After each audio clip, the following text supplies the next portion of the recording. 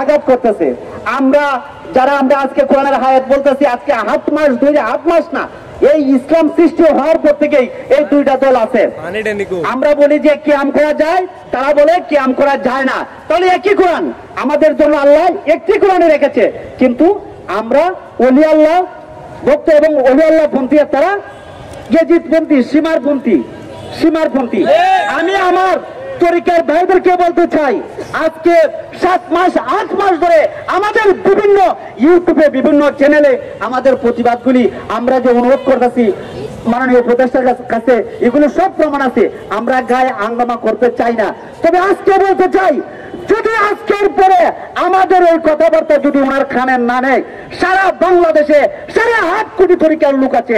আমি আমার ভাইদেরকে বলতে চাই, আপনারা, আমরা কোনো অস্ত্র দেবো না, আপনারা ঘরে ঘরে জায়গায় জায়গায় বাঁশের লাঠি তৈরি করেন।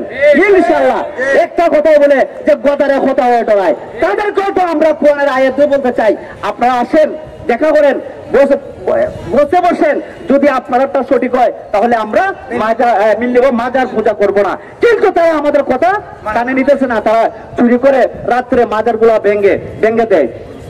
গরু চুরি করে, ডেক চুরি করে, মাজারের টাকা হারাম, কিন্তু ডেক চুরি করে আনে, গরু চুরি করে আনে। এই যে 2 দিন আগে আমার সিলেট, এই যে ফিলিস্তিনের বিরুদ্ধে যুদ্ধ মিছিল করলো, কইরা বাটা শোরুমের যত চুরি করে জুতা আছে সব চুরি করে আইনে ফেলাইছে। আমি বিশেষভাবে আমার ফিরমা শেখকে অনুরোধ করতে চাই, আপনারা তৈরি হয়ে যান, এই দেশটাকে রক্ষা করেন। এই সুফিবাদী দেশ, এটা ওলি আল্লাহর দেশ, এটা কোন মৌলবীর দেশ না। এই দেশে ইসলাম এনেছে ওলি আল্লাহ, ইসলাম এনেছে, ইসলাম মানে নাই। এই বলে আমি আমার বক্তব্য বিলম্ব করতে চাই না। সবার প্রতি সালাম রেখে, ভক্তি রেখে আমার বক্তব্য আমি শেষ করছি। আসসালামু আলাইকুম ওয়া রাহমাতুল্লাহি ওয়া বারাকাতুহু।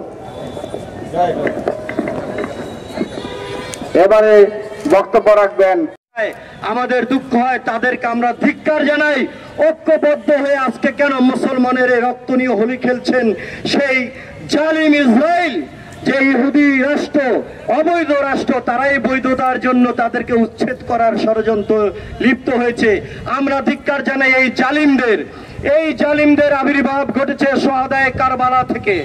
এই জালিমরাই কি করেছে দেখুন, শুহাদায়ে কারবালায় আওলাদের রাসূলের রক্ত দিয়ে হোলি খেলার পরেও তারা বলেছিল, ওই সময়ের কেনা কিছু মোল্লা মুন্সি দিয়ে 350 মাদ্রাসার না 350 মসজিদের ইমামদেরকে দিয়ে অজিবুল কতল ইমাম হোসেন, এটা লিখেছিল ইয়াজিদ। এটা ইতিহাস।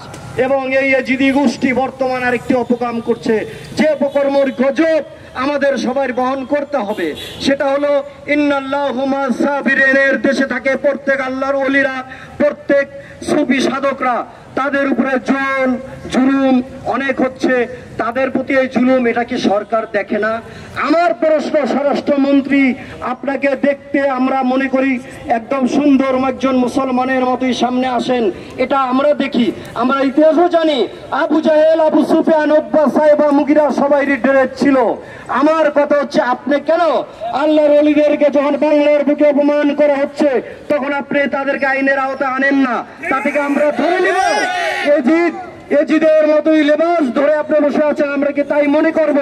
আমরা তা মনে করতে চাই না। আমরা চাই আমাদের অহংকার, এই বাংলার অহংকারই নয়, সারা বাংলাদেশ, সারা পৃথিবী যাকে ফলো করতে চাচ্ছেন, ডাক্তার মোহাম্মদ ইউনূস সাহেবের নেতৃত্বে আর কোনো কলঙ্কিত অধ্যায় যাতে না ঘটে, কোনো মাদ্রাসা থেকে বা কোনো মোল্লা মুন্সি যাতে ভুল বুঝিয়ে সাধারণ পাবলিকদেরকে নিয়ে আপনারা নাম দেন, আবার এইদেরকে নাম দিয়েছেন তৌহিদি জনতা।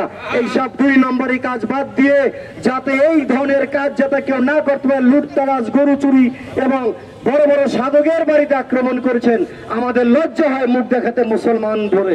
আপনি আমাদের দায়িত্বে আছেন, আপনার দায়িত্বে আপনি এই কাজ করবেন, এ হাতে কোনো ভুল করিয়েন না। তাহলে এই জের বার আমাদের উপরে যাবে। আর একজন যখন অখণ্ডিত ভারতবর্ষে মাত্র 4 কোটি মুসলমান ছিল, অখণ্ডিত ভারতবর্ষে এখন 200 কোটি মুসলমান, 200 কোটি মানুষ, তখন 4 কোটি মানুষ ছিল। ওখান থেকে 92 লক্ষ মুসলমান বানিয়েছিলেন সেই সুলতানুল হিন্দ, হিন্দান অলি, আতায়ে রসুল শেখ সৈয়দ মাওলানা খাজা মঈনুদ্দিন চিশতি। সেই ওনাকে নিয়ে একজন ভণ্ড ব্যবসায়ী, একজন মোল্লা উনি মসজিদে উনি বেতনখোর একজন মৌলবী শেখ খাজা মঈনুদ্দিনকে নিয়ে কথা বলেছেন। আমরা ধিক্কার জানাই। যদি এই মৌলবীকে অবশ্যই আইনের আওতায় আনা দরকার। এই দায়িত্ব হয়েছে সরকারের, আমাদের নয়।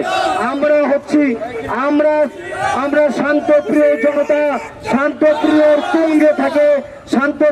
তুঙ্গে থাকে তৌহিদি জনতা নয়, শান্তপ্রিয়র তুঙ্গে থাকে যারা আছে সুফিবাদ, তাদেরকে আপনি উত্তপ্ত করবেন না। আমরা ডাক দিলে আমাদের 1 কোটি লোক হলে আসবে, তাতে আমি মনে করি সরকারের ভাবমূর্তি নষ্ট হবে। সরকারের দায়িত্ব এইসব এই জালিমদেরকে আপনি নিয়ন্ত্রণে নিয়ে এগুলোকে আইনের আওতায় আনুন। সুফিবাদ জিন্দাবাদ, ওহাবিবাদ ও উমাইয়া আব্বাসিয়াদের জাল হাদিস প্রচারক নিভাজ যাক।